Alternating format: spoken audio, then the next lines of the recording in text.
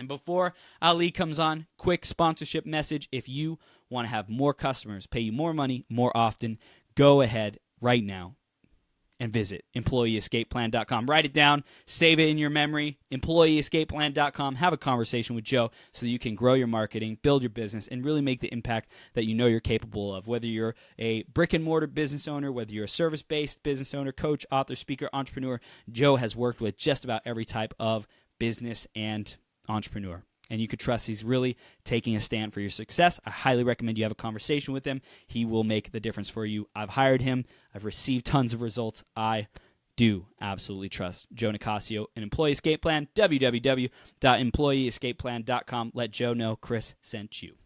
All right, yeah, I sent you. Ali, the man, the myth, the legend, has failed at 4 traditional businesses and 4 network marketing companies. And it took him going behind in his mortgage, putting his marriage in jeopardy, to realize enough is enough. He couldn't attract the right prospects and had no credibility. He tried flyers, AdWords, buying leads, read every book, and followed the system.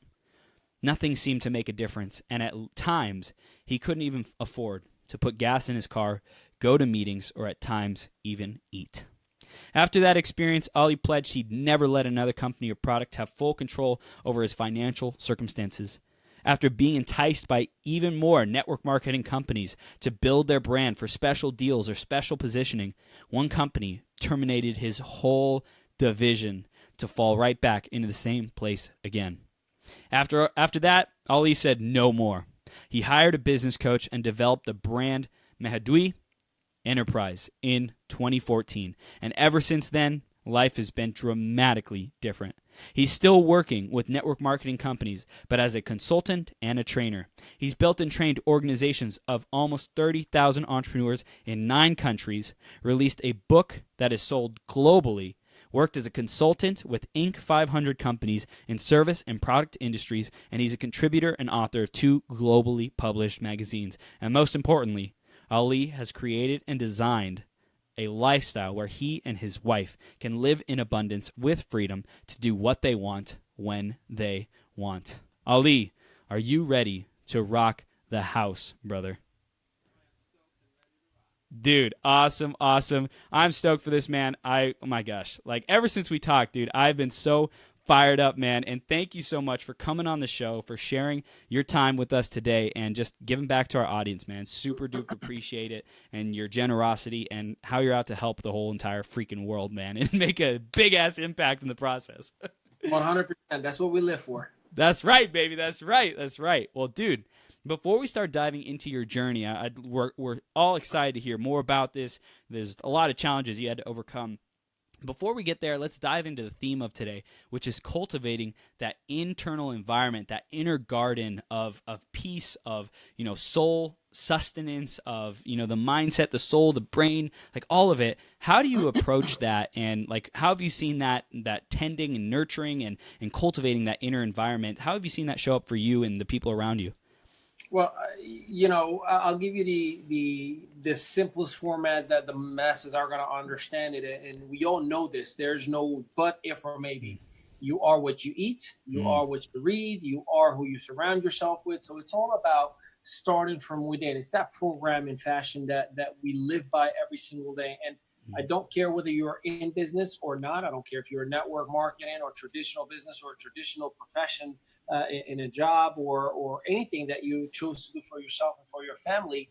You are programmed one way or another. See, I am programmed and I'm proud of it, but I choose the programming that I allow my software to accept. That's right. So it really comes down to anything that goes in my brain, just like if it's food that goes in my stomach, it's going to have an impact on my body. It could be positive or it could be a negative. And we are, again, very aware of this. This is not, subconscious thinking. This is not any extraordinary magical information I'm giving you here. I'm just telling you, when you're going to eat and you're looking at that food, you tell yourself, this is going to be really badly delicious, meaning that I know I'm about to have a burger and French fries and I'm going to go bacon and cheese and all that, but I know what I'm doing consciously to my body is bad. So same thing goes for everyday habits, the way you wake up every single morning, the way you treat yourself. I was having a conversation earlier today. I was in my sister's restaurant, and a young lady was pretty much complaining about her relationship. And I told her one thing. I'm like, well, how do you feel about yourself? She was like, what does that mean? I'm like, well, you keep complaining about how you're treated, but forget the relationship. How do you feel about yourself? She's like, I never thought about myself in that fashion. I'm like, well, no one will ever respect you unless you respect yourself. No one will ever appreciate you and honor you and give you that queen treatment that you want until you do it for yourself. And that's how I go about it myself. I respect my body. I respect my mind. I respect myself, my dignity, the word that I gave to myself every day. When I tell myself today, I'm going to get a contract with this client signed, I'm going to get this call that I was supposed to get last week done. That's you giving your word to yourself. Mm-hmm. And it comes down to how much dignity, how much self-respect you have for yourself. And however you treat yourself, however you respond to yourself, is exactly how the masses are going to respond to you. So it literally comes down to take that imaginary mirror that you're walking with and look at yourself every now and then and say, what am I doing? Wow. Dude, that's beautiful. What a great start to this, going deep already. Bro, Ali, this is going to be a great interview. So thank you for sharing that. And yes, we are absolutely paying attention to how we treat ourselves, because that is what we reflect back into the world, and that's what will attract to us. So ladies and gentlemen, listen up. Ali's dropping gold. So Ali, take us back a little bit to that journey and how you got to where you are today. You weren't always this wise man with lots of advice and guidance and experience to pull from. So tell us about some of those experiences that shaped your perspective on life. Well, the best thing that's ever happened to me is failure. The best thing that I ever encountered was adversity. The best thing that came into my life is challenges, is opportunities to say, oh my God, how am I going to make it? No, it hasn't always been pretty rainbows and sunshine, but I'm here to tell the masses, and I give you my word, unless you struggle, you'll never succeed. And you'll notice that you see so many times generational wealth never lasts. It goes from one generation to another, but unless that generation that inherits struggles and appreciates the pain, that it just doesn't last. It ends up just going away to waste. So growing up, I'm by the way, if many people sometimes don't catch my accent, but I'm originally born and raised in a country called Morocco in Northwest Africa, specifically in a city called Casablanca. That probably may sound familiar to a few of you. And I've had the privilege and the honor to the first 8-9 years of my life to live with a privileged lifestyle where we had the beautiful home with all the luxurious things you can think of right in front of the beach. All my life, I knew nothing but greatness. And a turn took place where my parents ended up splitting up, and my father went one way and started his life all over again.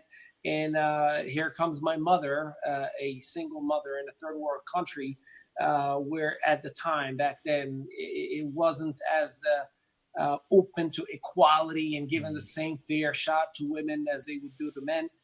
So it was very, very harsh for one woman to raise 4 kids, and seeing her struggle and never, ever making us feel like we missed on anything. We've downsized. I learned entrepreneurship through struggle, where you have no choice but to sell something. Otherwise, you're not eating tonight. So that adversity came with the ambitions of, I will not go to bed without eating. And it got to a point where we sold whatever toys and bicycles and everything that we had at 8, 7, 9 years old, whatever the time was at the time. My older brother, same thing. We were just trying to find any ways to just hustle. And the first actual business that I had was when I was 8 years old. I discovered this great thing called popsicles that I can make by myself.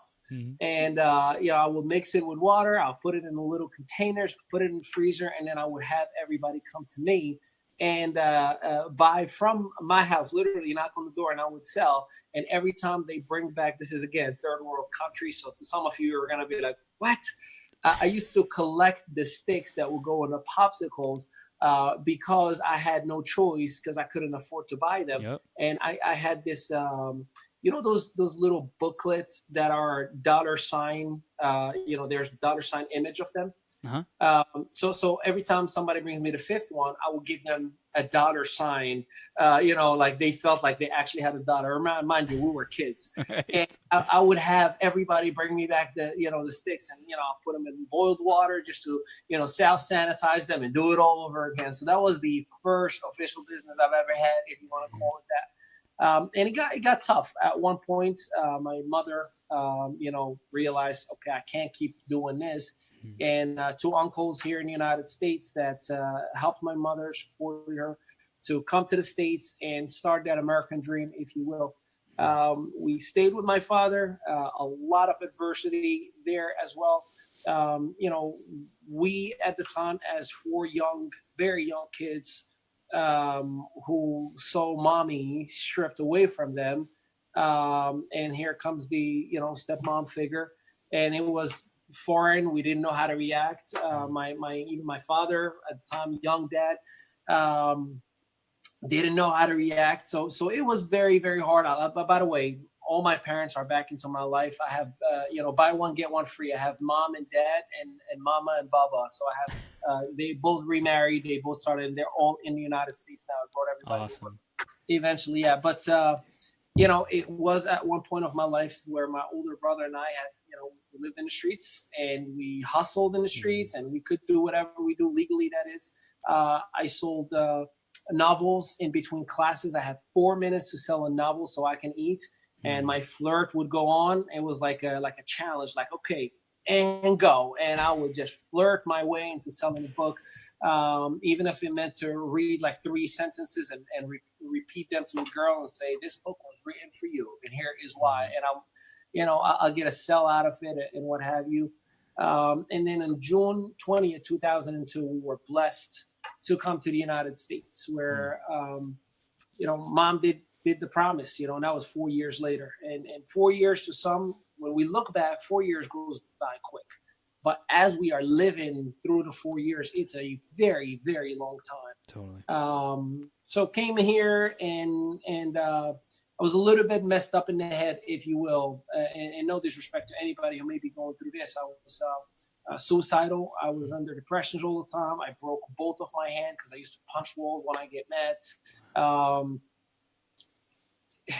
When you grow up, and I was molested as a child by my nanny when I was 5 years old. So that was always something that haunted me, so it kind of built within my head that when I was a child, mom and dad were supposed to protect me and they weren't there for me. That's how I kind of saw it, in that part of my life. And then my father leaves and I'm like, man, the man that I love the most just doesn't want to be around me or doesn't want to be with me. He just left me behind. And, and then even if mom went for the right reasons to the United States, what does that child think? Like, my mother doesn't want to keep on the sacrifice and staying by me. She saw an ambitious view and left me behind again. And then you have the struggle with, stepmom that, it's a new friction, a new relationship, it doesn't end up well most of the time.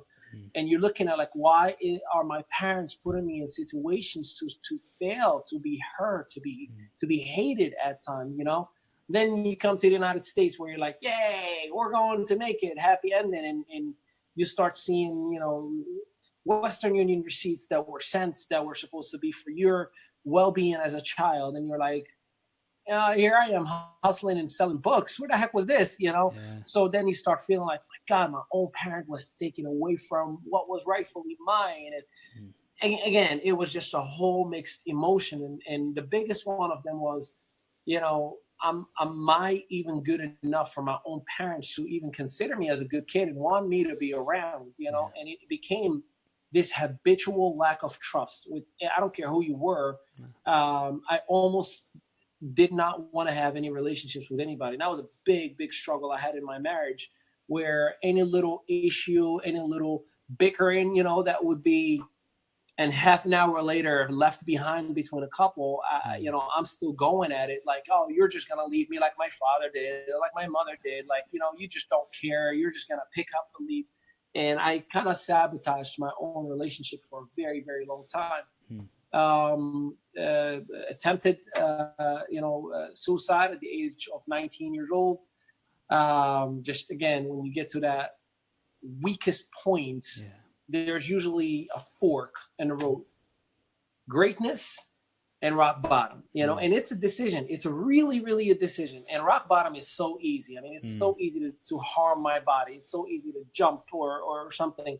It's very hard to say I'm going to struggle and go and make it back, And most people, unfortunately, just don't have the support system to help them go to the right direction. And I hope that what I'm sharing with you, I'm not looking for petty. I'm not looking for you to feel sorry for me. I am the greatest human being that ever lived. I love my life. I love myself. I'm so good at everything I do, right? So I'm good. I just want everybody to know this. But I share this with you in the case that you may be going through anything. Or, in my case, I did not open up about my situation with my nanny until I was 27 years old. So for 27 years, I carried this burden with me that I'm ashamed to my family. I'm ashamed to society overall, although I was 5 years old, I had nothing to do with anything, but anyhow, so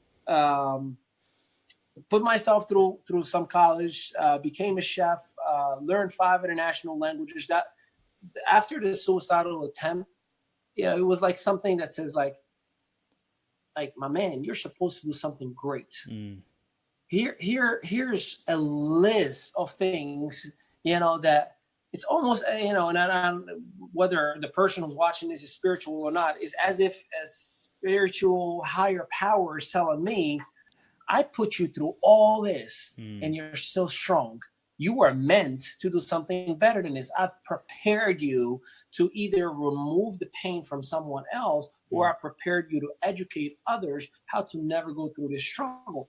And that's when I started seeing the light that, I'm supposed to do something great. I'm supposed to tell my story. I'm supposed to, whether you want to call it motivate or inspire, I don't care what you want to call it. But the truth of the matter is, I knew for a fact that I needed to do something different, better, not just for me, but for anyone who was going through the same predicament or circumstances that I was going through. And it became a lifestyle for me. So, a couple of months later, a buddy of mine is calling me crazy. Ali, I'm working, with a $1 billion company. I'm partnered up with a $1 billion company, and I love them to death. It's just his approach was so wrong that it created the skeptic within me. I'm like, dude, I know the car you drive. Like, stop saying you've partnered up with a $1 billion company, and that's what he knew.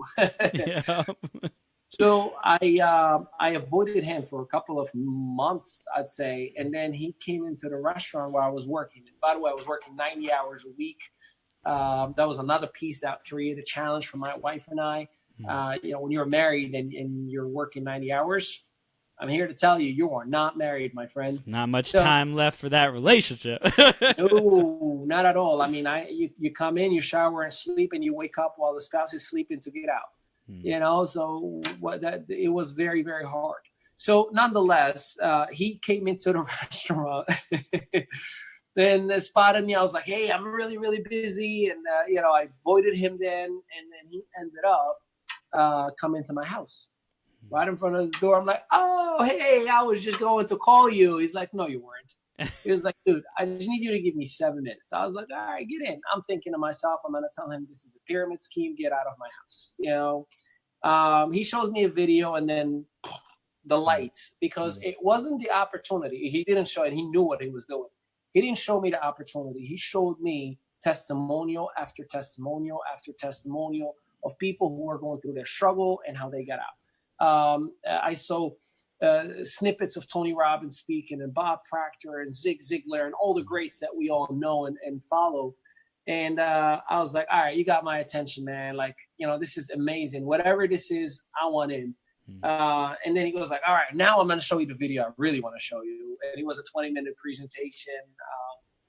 Long story short, 20 minutes later, I spent $1,000, 500 for me, 500 for my wife. And the first year was a flop. Didn't make anything. Second year, we've made enough to get out of the restaurant, and the journey of the business world began. with a whole lot of struggle and adversity and things that I had no idea about. But had I not gone through all that again, I wouldn't be talking to you right now. I wouldn't have the half of the things that I've been privileged to have gone through and create for myself and my wife. It's beautiful, man. Beautiful. So you went through those challenges, and for everyone listening, keep going. Whatever you're dealing with, keep going. There's people who have had it worse than you. There's people who you can lean on for support. You can ask for help. And Ali, dude, you're sharing the gold with us right now. Your story will inspire people. For those out there listening, your story will inspire people and cause them to take new actions and change the trajectory of their life. Like Ali, like this story that you're sharing, I'm sure it's had people think twice about those thoughts, about like suicide or that their life is meaningless, whatever it might be. Like you have absolutely touched people's hearts and their souls with this, with developing your capacity to bring people into a new space, a new mindset, a new frame that their life matters and it counts and that they can have what they want. It's not impossible. Anything really is possible. Absolutely. And again, it's just think the fork. Yeah. That fork is an easy decision. And the only thing that will make it hard if you don't have a support system, many people who are struggling or having suicidal thoughts or anything of that nature, it's just because they feel like it's me against the world and no one wants me, no one loves me, no one cares about me. And when other people hear that, they unfortunately get even more judgmental. They start pounding on that person.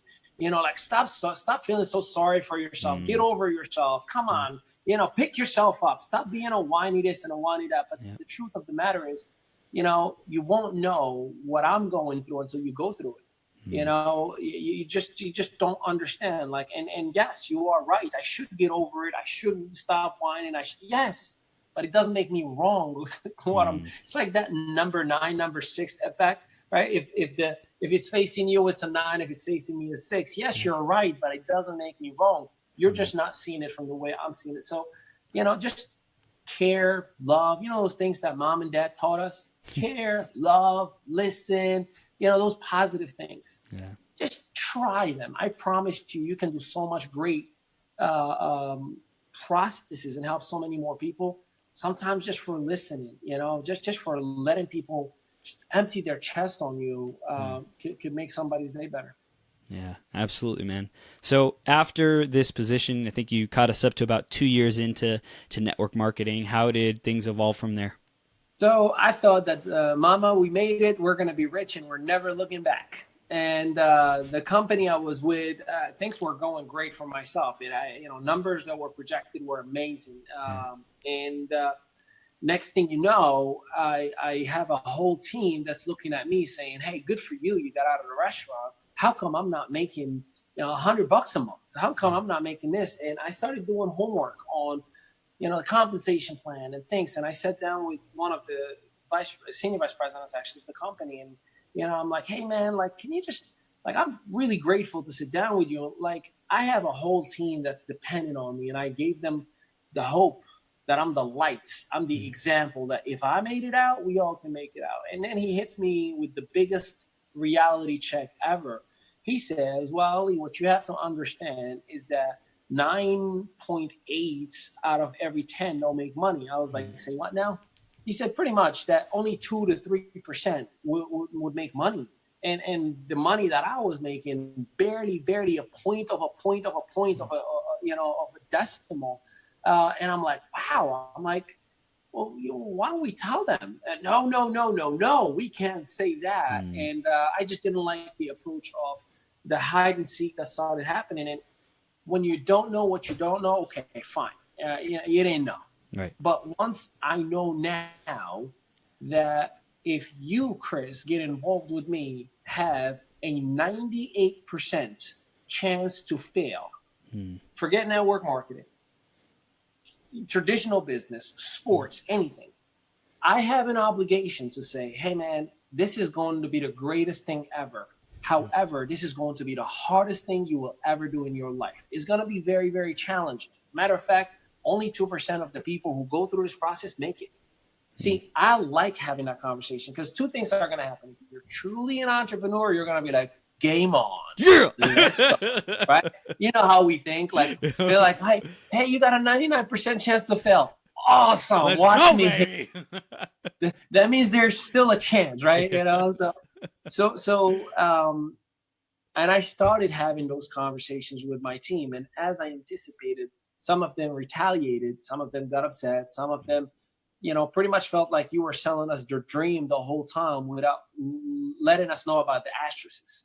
And there were a lot of flaws in process. And then the word got back to the senior vice president that this little kid, Ali, who made it out, is telling everybody that you have a 98% chance to fail. And as you can imagine, it turned into a big stink. It led up for me to be out of the company. And from there, moved on to another opportunity. And at the same time, I said, this will never happen to me again. I am the man. It happened to me again. So we went to another company in 2011.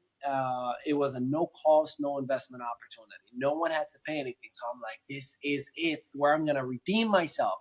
I went back to everybody. I'm like, all right, let's get one thing clear. You failed because XYZ and ABC and this and this and that. Yes. What if there were none of those? How would you do? Oh my God, I'll get involved all over again. Great, we have an opportunity that does just that. So we got involved, and literally, I'm not just gonna say the people who were working with me set themselves up for the better, but most of them right now are independently building their brands. They're independently coaching people. They're independently like top earners. So I feel great about that whole outcome. And thank God again that we went through that experience, because if we had enough of a comfort, we'll all be there still. And God knows how many more people would have had that same experience, right? But because it was a big slap in the face, it set us up for a much bigger pedestal. So we went on. We were built an organization in 27 states. I had 17,000 active representatives. Life is amazing. I'm traveling the country and speaking everywhere. And, the name starts rising a little bit from a brand perspective. I'm getting featured on magazines. I'm getting in every podcast you can think of. And January 2015, the company sells without telling anybody. And a quick email comes up. Network marketing division is no longer in existence. Okay. And here's the crazy part. And that was hard. And I'll tell you why it was hard. My wife and I, that very same month, we were, making plans for her to get out of her job, because I was already out. Making plans for her to get out of her job, talking about where we're going to buy our next house and how we're going to sell the current house. And we're talking about kids and, so we're making all these big plans. Now, for me, at this point, I was prepared for those struggles, right? I'm built to take another hit. For my wife, however, and for, I believe, and no disrespect, but women overall, especially in a sensitive conversation or topic such as having kids, expanding the family, growing the household, so on and so forth, that could be a very, very, very, very complicated circumstance if you don't follow through with what you planned on, right? It's very emotional. So as you can imagine, it was hard, because now my wife is hurt. And again, that was it. I'm like, I'll never go through this again. This is so beep. You fill in the blank. It was bad. To the point where I considered quitting. I hid myself. I turned everything off, no cell phone or nothing, because the world became a vulture land. I mean, I had every network marketing company, executive, whomever is the people who know anything about the company at the time, or Ali, emails, calls, text messages, offers after offers after offers. And you're like, leave me alone. Can I just process a loss, for crying out loud, And all this time, my phone is off. My phone rings again. My buddy Travis, another guy, Abelardo. Hey, what are we doing? And I'm thinking they were calling me to complain and say how bad things are and how upset they were. I'm like, what do you mean? Like, there's no more company. He was like, right, we're waiting for you. The whole team is waiting for you. Call it and we're running with you, buddy. Let's go. And here I am hung in a pillow while my whole team is waiting for me to make an executive decision to leave, And I was like, my God, here I am cutting them short. So went ahead, made a decision. Let's go and build again. We found a company, and this time I included everybody. We all flew together to different companies. I had the privilege of following a great mentor, Bob Heilig, which you may or may not know who he is. Incredible. We've flown all over the country and tried different things, seen different executives, and finally made a decision as a team. The whole team went along. Okay, let's do it again. We're excited. We went from a service-based company to a product-based company. Great. We built it in 9 countries. Awesome. We got the car. We got the retreat qualified for me and for my wife. We're like, okay, the dream is back on. Let's make the plans. Well, September of 2015, same year, the FTC goes after the company saying the claims that you have in your website and the numbers that have been reported are not accurate. Therefore, you're fudging numbers. So it was an allegation of Ponzi's and all that stuff. Again, it has nothing to do with the field. It was from behind the scene.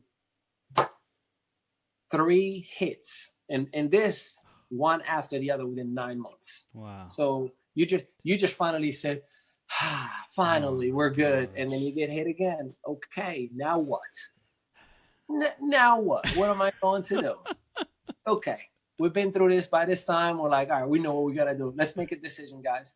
So I get approached by a $2 billion company out of New Jersey. Hey, we want you to build a network marketing division for us. All right. Hey, guys, this time we're in charge. We're going to build the company from scratch. We're going to build the compensation. We're going to build this. And we went on and we did it. My contract stated that I was building for this company. They were taking information from my coaching website and my coaching products that I had elsewhere, my own personal brand, rebranding it and reselling it and reusing it in a different platform. It comes back to me. I'm like, so you're a $2 billion company, and I'm pretty sure you know the rules and regulations and laws when you're taking something from somebody and selling it and without even their permission, so can we talk? And they're like, well, you signed a contract that you were going to create for stuff for us to sell. I was like, no. I signed a contract that stated that I was going to build a network marketing division, and one thing led to the other. It was back and forth. The following Thursday, an email comes up. Everything I created changed, terminated, no longer in existence. They punished my whole organization, my whole division, just as a retaliation because we're the big bad wolf and you got nothing to say about it. Wow. And that was probably the moment when I said, okay, it's time to make a little change. So I decided to build this guy right here, Mehdaoui Enterprise. I decided to build a brand and educate people on what I'm sharing with you right now. Hey, build your brand, build your own database, build something that you own, that even if a network marketing company or your job or traditional business runs out of business, things change, governments change, rules and regulations, economies change, tax brackets change. So there's a lot of variables in the business space that can impact you. But at least you have a brand that people are emotionally attached to. You have something that people are following, a community that you're building, a message that people believe in. Because, the word culture, for example, and depends who you are, you may look at it as negative or positive. The first half is cult. That is a very ambitious, powerful word when you think about it. It's bringing people into an actual culture, into a community. And unless you have a clear message, unless you have a true mission, not a mission statement. Mission statement is cute for marketing, but a true mission that you live by, not you are building a business, but you live by. I'm telling you, you're going to have a huge organization. I mean, our email list has over 40,000 people maybe in it. And it's not people that are from lead generations. Like, we literally know these people. Like, we've built relationships with the masses. I have to constantly delete inactive people in Facebook, and I send them a message. Hey, you haven't posted since 2013. I'm going to delete you. And, whenever you're back, you're back. So, because we got to keep good conversations and keep helping the masses. So, long-winded story, but that was the defining moment of I have to build a brand and I have to protect not only myself, but my network. And we did that. And now we're in 15 different countries with our services, products. I've partnered up. I'm very, very blessed. We've partnered up with some incredible people in a network marketing company that we're building right now. It's not necessarily network marketing; it's social networking. It's an open platform for everyone to get involved with, no cost, and through it there is different options, whether for a customer, whether for you to be a representative, or you can just stay in for free and just get the learning and the knowledge from the greatest people that ever touched the business space. And you can use it for whatever business that you have right now. So we're not necessarily doing it just for the profit. We're doing it for the mission of empowering the masses to do something great for themselves. It's been the greatest thing that's ever happened to me. We sold a book in 7 countries. I got a lot of hate for that, and I can tell you about that, but it upset a lot of people. Why? Well, so the book is called The Lying Network Marketer, as in telling a lie. Let's stop right there. Let the mass just all right. Controversy. So just so you know, it is not a negative book. Right. A lot of people got upset because they literally, and I mean literally, judged my book by its own cover. Yeah. They looked at it and they saying, "Oh, here's this guy who made a whole lot of money from network marketing, now bashing network marketing." And I wasn't. You know, in the book itself, I was talking to the 24-year-old me back then, who had no idea what the heck I was doing and all wrong stuff that I were doing. And I was literally telling myself, hey, be careful with this process. Here's how you should learn it. And it's literally a narrative of me talking to me. And we're going back, you know, there's chapters in it that explains what is a top earner. I mean, that's thrown easily. Ladies and gentlemen, allow me to welcome you, top earner Ali Mehdaoui. What defines a top earner? You know, or like a top producer. But everybody I've ever met in any network marketing company was a top producer, even if they started a week ago. Like, wait, does a top producer mean that you have one person in your team? Like now you're a top producer. So these are things that need to be educated. And I've been trained by Eric Worre in 2 occasions in a very intimate setting. And he always said, we need to do 3 main things. One is we need to educate the masses that this is a profession, just like a job, just like a business, just like anything. It's a profession. You gotta learn to be a professional. Yeah. 2, it requires leadership. A leader is the one who struggles the most. In your traditional business, in your traditional job, your CEO is the last person to get paid. Now, many people may think, well, he gets the fat check. Well, he worked 20 years to get to the fat check. Give me 20 years of struggle and I'll give you a fat check, you know?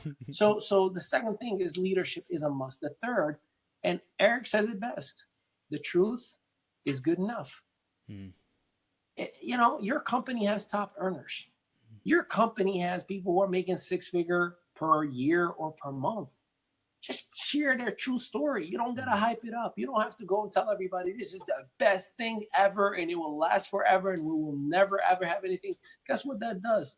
It builds the mindset of too good to be true. So don't hurt yourself. Don't hurt your team. So the whole book essentially is don't do it wrong. You know, don't lie about your, you know, people think if I tell people that I'm making money, it's going to give me credibility. Well, if you tell people you're making money, they don't relate to you. Because they say, well, good for you. I will never make money. So, you know, it's funny. If you tell somebody like, man, I just need one more customer, just one more. Too excited now. I had to throw my glasses off on you. Some people say, if I just need one more customer and I'll make this vacation for my family. My family and I have never been on a vacation. It's one more customer, I'll make it. That person will say, dude, I've never been either. You know what? I'm going to help you, man, because I feel for you. I'm going to help you. So just be real, be genuine, be honest, and the masses are going to work with you. So the book essentially upset the top earners of the profession. Matter of fact, and I was in a very credible event, and I respect the organization. I'm not even going to say their name because I respect them very, very much for what they're doing. And I was supposed to be an honorary speaker to speak in front of 300 of the greatest network marketers around the world. They travel from all around the world for this event. This was 3 years ago. And right before my segment, I was told, "Oh, because of time, your segment has been, removed." And I said, "Kidding me? Yeah, no problem. I'm here to learn. That was just an add-on bonus, but I appreciate you letting me ahead of time." So I come to find out afterwards from the admins that were working the events, yeah, this guy wrote this book called The Live Network Marketer. We had to chop him off because everybody else was saying we don't want to have this guy who talks, who puts it all out in the streets, basically what we have going on, what the masses don't know. I was a little disappointed because here is a profession that I'm very proud of, that I'm proud to be part of. They're not allowing the everyday Joe to understand the very basic fundamentals, and I believe that we need to educate everybody on the good, the bad, and ugly, not to be negative or pessimist, but when you're going to go to, medical school, they tell you if you use the wrong knife, you could kill somebody. They don't just say you're going to succeed at every surgery. Firefighter, I can give you every profession. They teach you, here's what you don't do and here's what you do. Well, I've come to find out that in the network marketing profession that I love, I am still active with, right? We're telling everybody how amazing everything is going to be. And the only time that we say anything that is bad is when that person that we were trying to get to work with either doesn't want to get involved and quit. And then we say, well, he's a loser, a failure, and a quitter and doesn't understand it. Like, really? You went from the messiah of the positive world, all of a sudden you're Mr. Negative who's bashing that one person that you were on the phone with saying, I'm going to help you, I'm going to be there for you. And then he's a failure, man. Don't even waste your time with him. Like, what? So again, we need to educate everybody. We need to elevate our profession in the sense that we really, really have to do a better job on creating professionals. Like the word leader, by the way, for all of you amazing leaders, that word leader is so, I'm not going to say underrated. It's easily thrown out there. It's like now everybody is a leader, right? Like there's no participation trophy in success. You either got it or you don't. So do not just tell everybody what they want to hear just because you feel like I'm making them feel good about themselves and motivating them. Like you need to elevate the profession and become a professional yourself. The last piece, we need to self-regulate. Let's not wait until the FTC comes down and shut you down. Let's you yourself tell God, hey man, we're not legally allowed to say this word. Don't say it. Like in the word of energy, for example, you're not allowed to say savings because we don't know what the rates are going to be next month. So don't say savings. And I see it over and over. People post on their Facebook, how much did you save on your energy last bill? And I'm like, what are you doing? What are you doing? Because even if customers sign up, the following month, if their rate goes up, you're a liar. You're a even if the next 3 months they're saving some money, the fourth one, it goes up. You are a liar. And then they're saying all these complaints and calling the company a pyramid, a Ponzi, a scam. Guess why? You set up the wrong expectation. All right. Back to you. Dude, brilliant. I love it. I love it. I love it. So, Ali, what are you creating now? What's your vision for the world now? Inspire us for what you're building. So, my whole mission for the world is a personal one. Like money comes and goes. I'm very, very blessed. Like I said, I've partnered up with a management institute that only works with Fortune 100 companies that for the very first time said, let's open up what we educate and teach these Fortune 100 companies. They created $500 billion of profit to the companies they worked with. And they said, let's educate network marketers how to do it too. Wow. No cost. Damn. So it's pretty exciting for me to be in that conversation, right?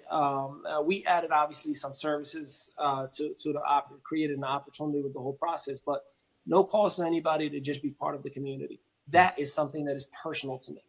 And the reason I say it's personal is because there are so many people that have gone through what I've gone through, that have gone through the pain and the agony. I spoke to I spoke to an owner of a network marketing company.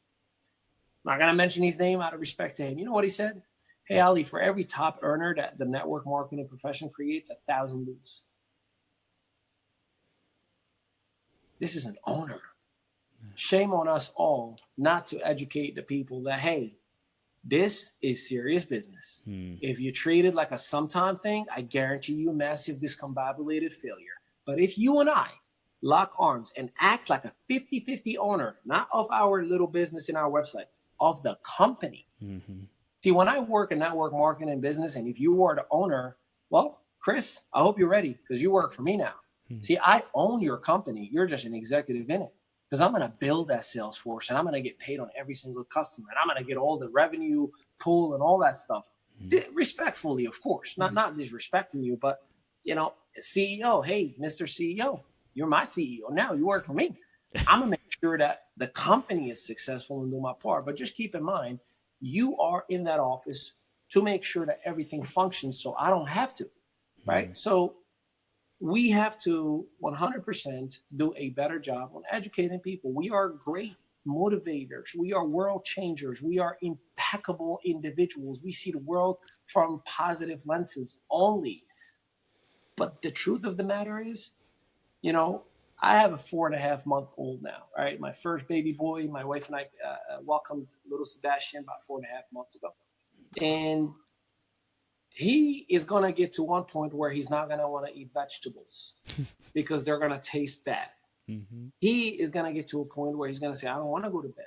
He is going to get to one point where he's going to act and misbehave the wrong way. And I'm going to have to let the happy, loving daddy all the time who wants to play and say, son, no, we're not going to play right now. No, you're going to your room. No, you're staying on that timeout chair for right now, right? It's going to come to that time where I have to self-regulate in my own household instead of waiting until he grows up to be a bad kid, ends up getting in some police trouble or something, right? So same thing has to happen in your network marketing profession, not just network marketing, to be honest with you, in your community, whatever that is. You have a social and a moral and a financial and every single aspects responsibility to help the masses. And if you don't, you shouldn't be in a leadership position that you claim to be in. Leadership is not a rank. Leadership is not a position. Leadership is not speaking on stage. Leadership is taking the punch for your team and still standing strong and saying, at least I got the other one. That is leadership. Leadership is showing up when things are the hardest that then you don't even have it. Bro, I'll tell you, I slept in gas stations, in the period in between these network marketing stories that I did not have gas money to go back home and to come back the next day because it was day 2 of my network marketing opportunity with my team. And I said, I'm going to just crash in here.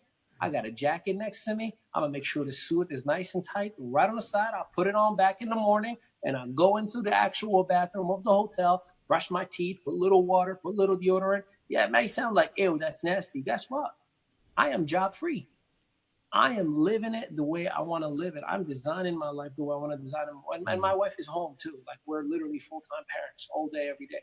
So I don't share this to hurt, disrespect, or anything like that. I just want to make sure that everybody knows if you do the right by the masses, the right will always come back to you. It may be delayed. And matter of fact, I'd say it will always be delayed. The universe tests you. The universe, like, let's see how bad you really want it. You know? A man by the name of Barry Mall, he happens to be a reverend in a local church. He and I were talking the other day, and he goes like, man, I'm going through this. He's a reverend. I'm going through this. I'm going through this. I'm like, Barry, you know this better than anybody. God doesn't give you something unless you're ready for it. He goes like, amen. But I'm arguing right now. I am ready. Just give it to me already. So the universe is going to test you, right? The higher power is going to test you. Like, I'll give it to you, but you really got to earn it. And if there's a little shadow of a doubt within your body, from your activity, from your belief, from your self, abundant, how much are you giving the masses? People are go-getters. Don't be a go-getter. Be a go-giver. I want to outgive Chris right now. Chris is doing a 12-hour marathon. I want to do 24 hours and see if I can keep up, right? Like, I want to outgive the masses. The more you're giving, the more people are going to give to you. I hope this resonates with the listeners, but or the viewers. But this is the way I live my life, and my wife didn't understand it for a while. My wife's like, what are you, a cab? You're picking up every rep from their home and taking them to the hotel and dropping them off and feeding them in the restaurant in between and putting gas in the other person's car. What is wrong with you? You're paying for the babysitter. I'm like, babe, because that person, I'm investing in them for a year because they're going to be with us for a lifetime and they're going to be work with us. And one day we're going to say, thank God I've worked with that person, because look what they created. We're picking up residuals from that as well. Wow. Dude. Awesome. So, Ali, let's wrap it all up. What do you really want people receiving, living, and being from this interview? Well, I want you to be the best version of yourself. Don't try to copy anybody else. Don't try to be like Ali. Don't try to be like Chris. Don't try to be like Tony Robbins. Don't try to be like Gary Vee. Everybody's trying to be like, Gary Vee or Grant Cardone. Be you. Yeah. I want to be myself. I want to create a route that no one has created before. You know what my $1 million is? Not money. Is the fact that I wake up with my son and I go back to sleep with my son and I play all day. You know how cool it is to do tummy time all day long? Yes, I'm 32 years old and I do tummy time with my son. That is the best version of me. That's what I love to do, right? I want you to have the best attitude you can have, because I'll take myself, attitude over skill any day. So have the greatest attitude you can potentially ever have. Attitude will get you a long way. Attitude, is the solution. When your attitude is clear, beautiful, positive, you're so innovative. You look through things and you make something out of nothing. But when your attitude is yucky, what do you want to do? I hate my life. You just want to shut down and you don't think right. Last but not least, I just want you to be honest with you.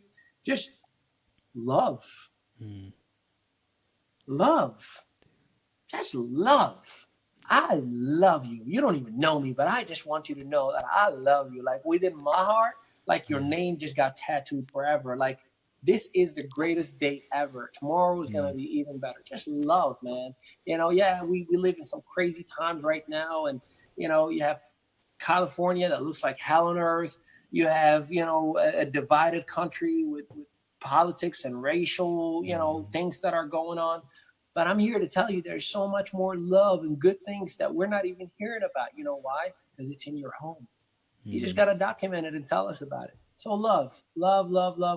And I'm here for everybody. If you need anything, I have zero expectations from you. I don't sell any coaching right now, anything like that. I'm literally here to help you. So if there's anything, if you want to just talk for 30 minutes, just to empty your chest, just to let me know about that one time back in 1992 that you hated everybody and you're still carrying that grudge and you want to get it out of your chest, I'm your man. Chris, back to you, partner. Bro, how do people stay connected with you? Where do they go? So the best thing that you can do is Facebook. Obviously, that is the world connector right now. But you can go to workwithali.com. Every single platform that I have on internet, where you can literally just Google Ali Mehdaoui. The first 6 pages of Google in every link is about something that is associated with me, my company, my name, my book, or anything like that. So, just shoot me a message on Facebook Messenger or hit me up on, the websites and any form of communication. Hey, even smoke signals, I can see them. Awesome. Ali, you are a beast, dude. Thank you so much for being a leader and really, no matter what life throws at you, dude, just taking it in stride, being grateful that you're on the journey, getting right back up, getting back in there, man, and making a difference in so many people's lives, dude. This is just the beginning, and this moment is everything. So thank you for sharing it with us. You could have been spending it with your family, and you chose to give it to us. So really, dude, thank you so much for putting your heart into people. Keep man. Keep changing the world. Promise, baby. Promise, baby. Amen to that. Awesome, Ali. We'll see you soon, okay? Take care. Take care.